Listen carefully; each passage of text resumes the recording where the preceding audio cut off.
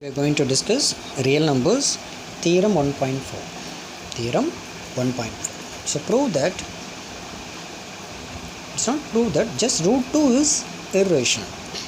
Root 2 is irrational. So we know that rational numbers and irrational numbers. So in that way, root 2 is irrational, we need to prove. That means any rational numbers means we can write in the form of p by q, where p and q are integers, q is not equal to 0. That means any number or a number which cannot be written in the form of a fraction, that number is a irrational number. Which we can write p by q means any fraction type means that is called a rational number. In that way, we need to prove root 2 is a rational number. It's like a theorem itself it is given according to theorem 1.4. It's like that. In future we are going to write it in the coming exercises. So let us proceed. See.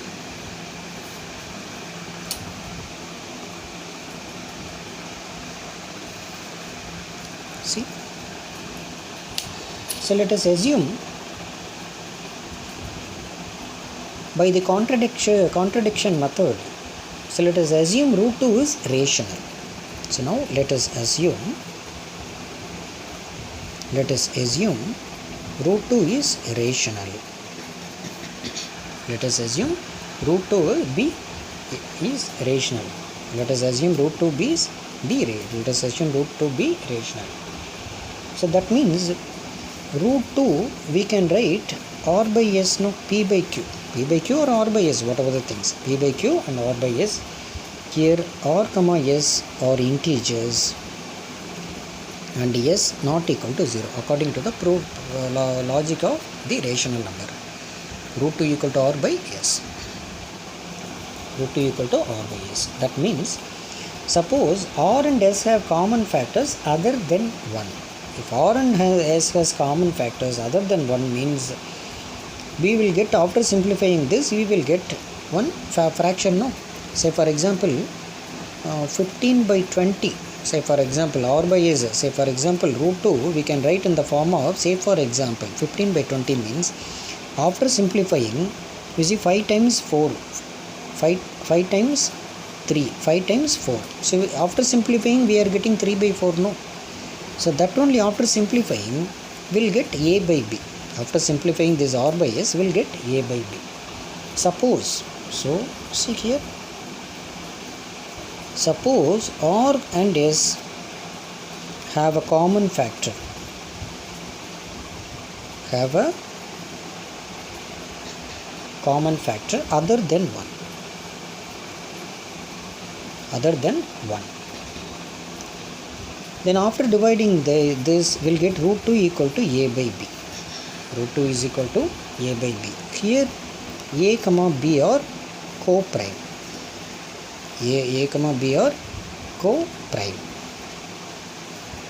A comma b are co-prime. That means you see here 15 by 20 after simplifying we are getting 3 by 4. This is called co-prime. That means there is no other common factors of 3. There is no common factors between 3 and 4 except 1. Only 1 only is the common factor, no? It is 3 you can write 3 into 1, 4 you can write 4 into 1. This is called co-prime. 3 by 4, that only it is given co-prime. That is the least simplification. Except 1 there is no common factors. Say for example 10 by 5 means 10 by, say for example 10 by 20 if you take 10 by 20 if you take, you see here it is 1 and 2. 1 time, 2 time. This is the least simplification. Now we can say 1 and 2 also it is a co-prime. 1 and 2 is a co-prime. Like that a and b are co-prime. So now root 2 is equal to a by b. A and b are co-prime, that we have written. Now we will cross multiply this. B root 2 is equal to a. B root 2 equal to a. B root 2 equal to a. Now squaring on both sides. B square root 2 square is 2 equal to a square. That means 2b square equal to a square. 2b square equal to 2b square equal to a square.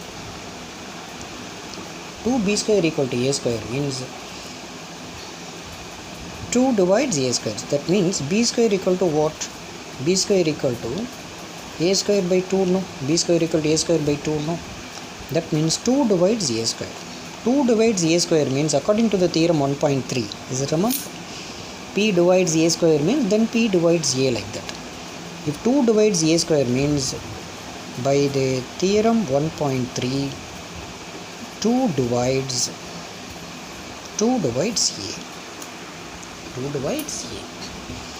See, 2 divides a square, then same 2 divides a. Same 2 divides a means a should have common factors of 2, no?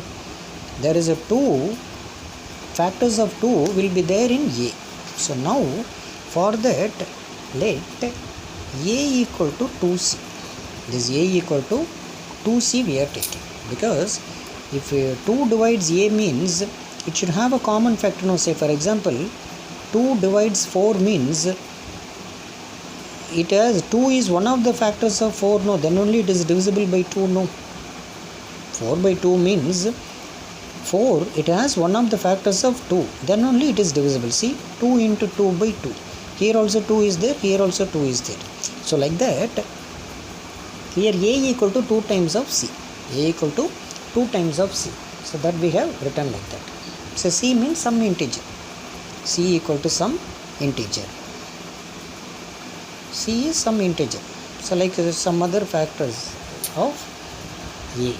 So now 2b square is equal to 2b square equal to, now we'll go back to this. 2b square equal to a square, no?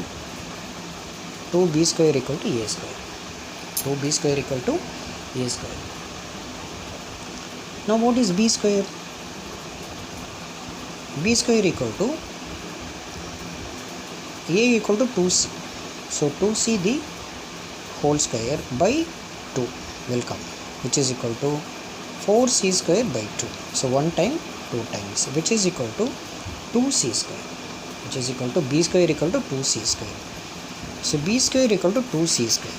B square equal to 2d square, 2c square. That means c square is equal to what? B square by 2.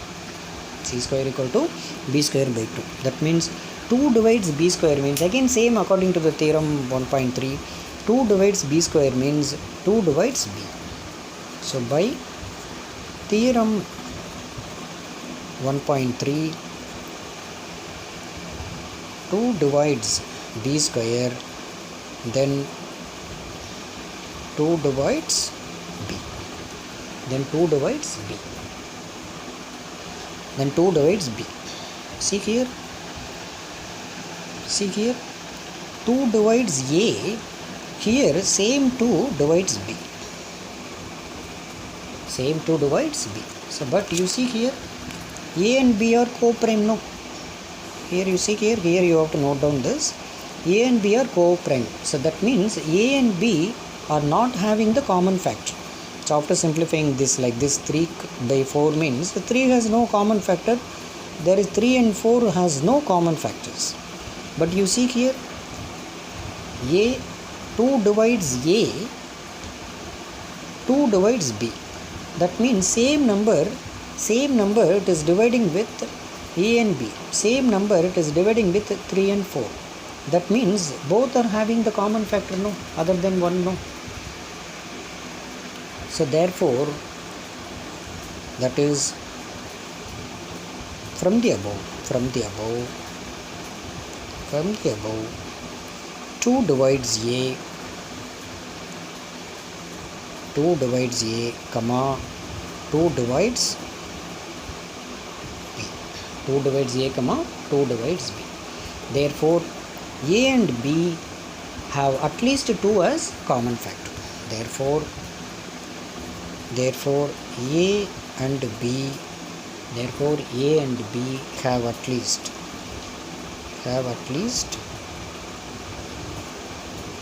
2 as a common factor. 2 as a common factor. At least 2 as a common factor. But this contradiction arises, our assumption is wrong, because it should like after simplifying we are taking a by b because it is in the form of a rational number, but here it is getting a contradiction. It is false.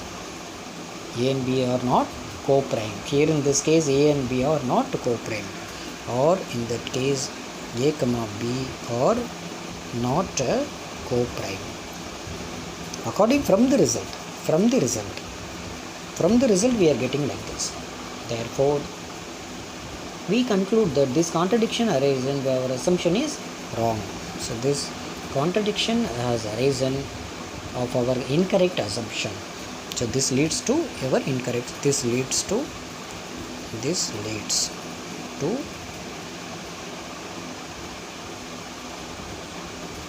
the incorrect. Our assumption is wrong or incorrect assumption. This leads to the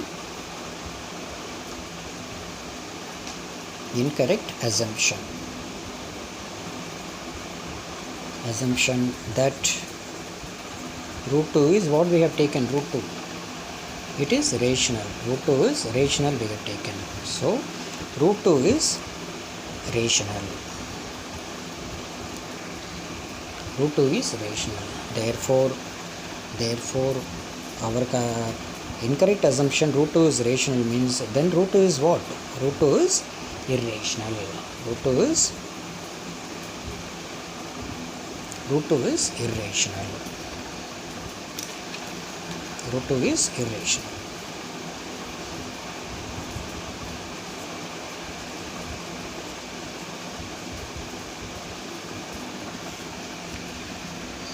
All the best. Thank you.